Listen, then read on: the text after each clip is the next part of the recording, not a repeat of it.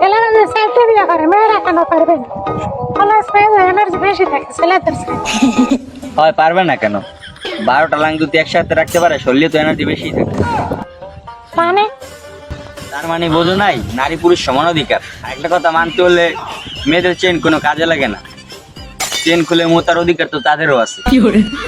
হ্যাঁ, আমরা চেন খোলা মরতো কেন? আমরা পুরোটা খুললেই মরতে পারি।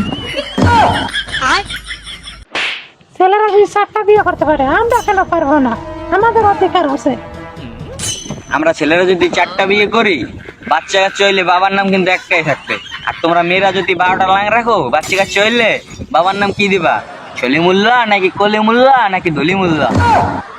যা, বাবার নাম সবই দেবো, সলিমুল্লাহ অথবা কলিমুল্লাহ অথবা দলিমুল্লাহ অথবা। একটা চাবি দিয়ে যদি 4টা তালা খোলা হয়, সেটাকে বলা হয় জনি সিং। আর যদি 4টা চাবি দিয়ে একটা তালা খোলা হয়, সেটাকে বলা হয় খান কিং।